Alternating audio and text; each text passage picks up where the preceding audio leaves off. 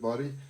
This is almost a week late because I've been so busy trying to get the old house ready for its sale and working on projects with the new house and working on customers' guitars, and it's been super hectic. So let's go back first to the customers' guitar thing. I'm holding my buddy Kurt Mays' guitar right now, and it's this Strat that we put the brass saddles on, and we did set up on it, and it, the brass saddles went on because Fender's got this thing now, and I don't know what the deal is, where they get different height, bridge height adjustment screws, and it had the old Frito saddles in it. And to get that action where he wanted it, and we measure the action with the STUMAC gauge, the digital gauge, so it's exact. Uh, the posts of the bridge height adjustment screws were sticking up so high they'd stick you in the hand. And I've seen this on a bunch of fenders that come in.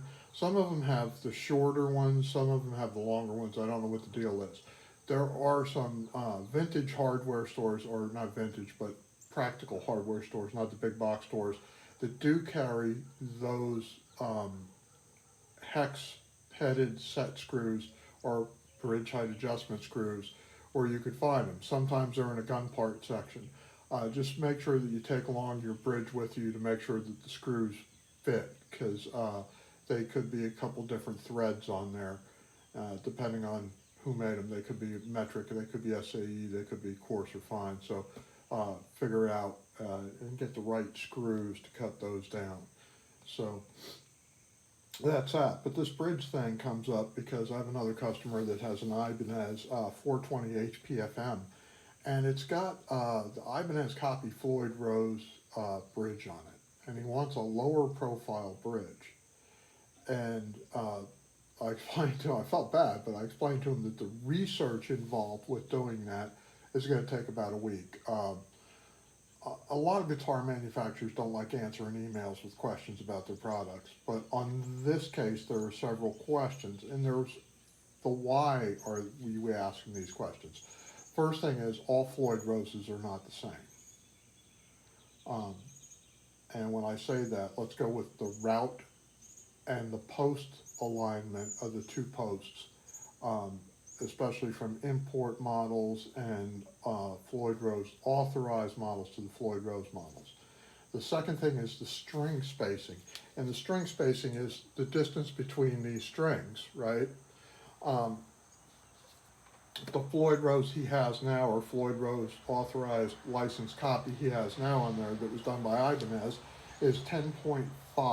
Well, in inches, that comes out to 0.413. The new low profile Floyd Rose is 4.2 to 4.0, 0.40, 0.42, right? So there's a slight difference with string spacing.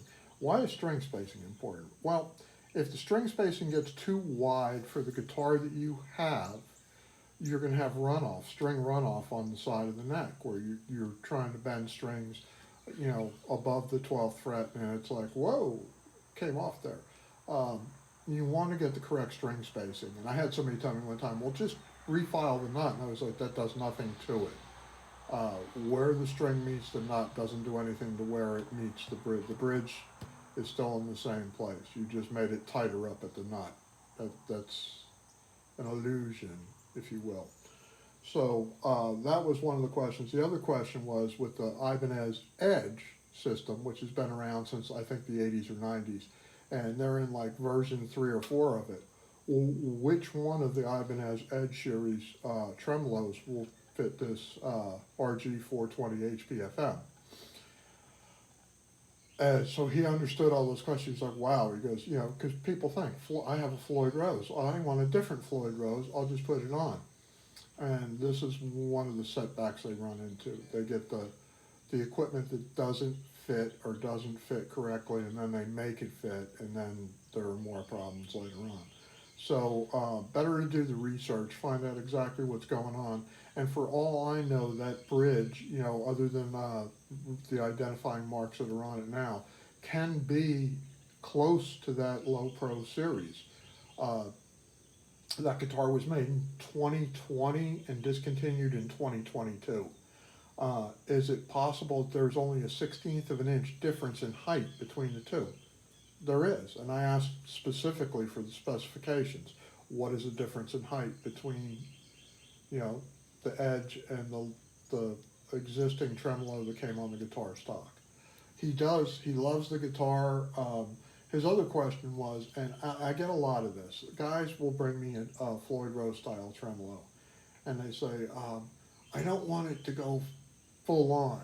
Well, the tremolo was engineered and designed, and for a step and a half step, I think it was, off the top of my head. And if you set it anywhere other than that, um, you're working against the fulcrums and you're working against the balance points and everything that were designed and engineered into that tremolo.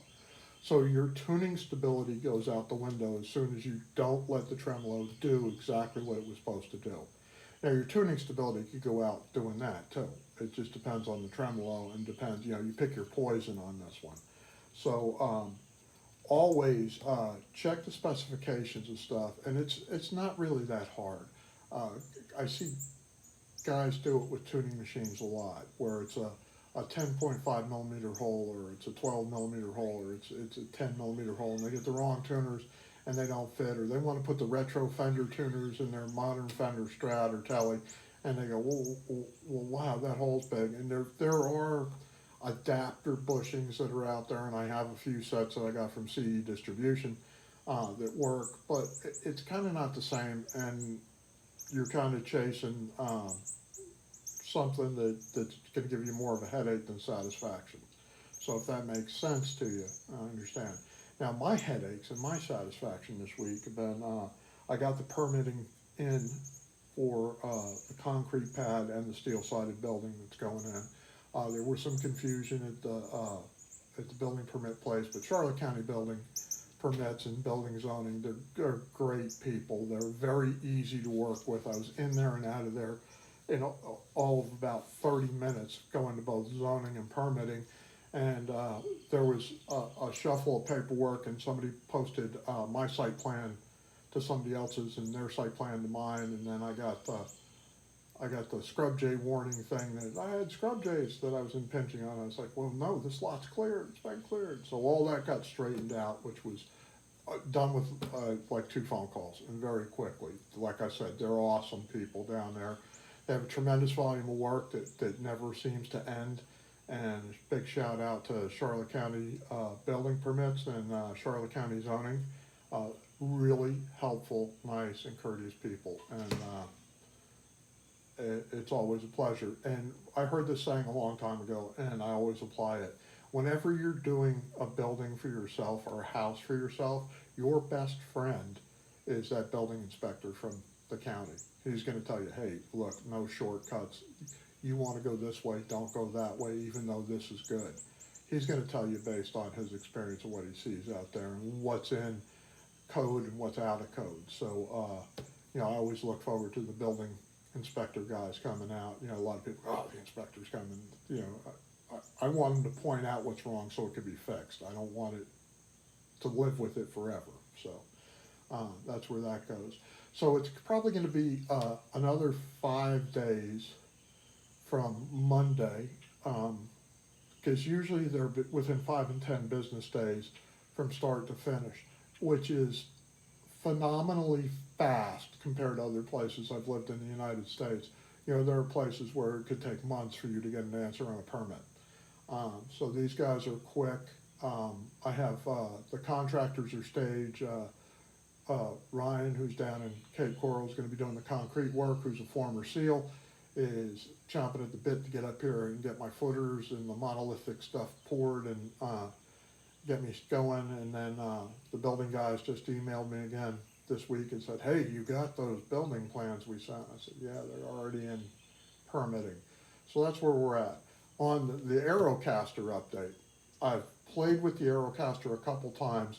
It's not the Aerocaster, it's the environment I'm in. I have a front window that's got like an arch in it, and I have no curtain on that front window, and it eliminates about 17 hours a day of being able to video in that music room.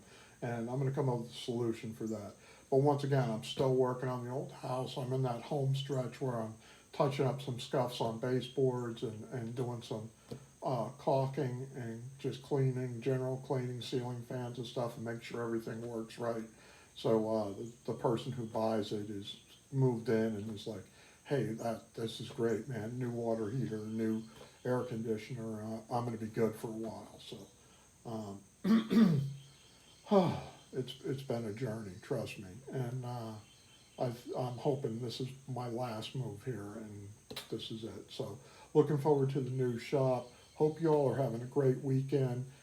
If you've ever gotten tricked into buying or trapped into buying a guitar part that didn't fit that you thought would, go ahead and respond in the comments. Let me know what happened with it, and let me know what research you did beforehand, and if they just left something out. So this is Tom at Talon Guitar Works, and remember, only half of my ideas are any good. You have to decide which half, and I do have a printer that's going to be doing my new business cards with the address with that on it. And we may even get a t-shirt down the road. So look for that coming up, and thank you for subscribing and watching.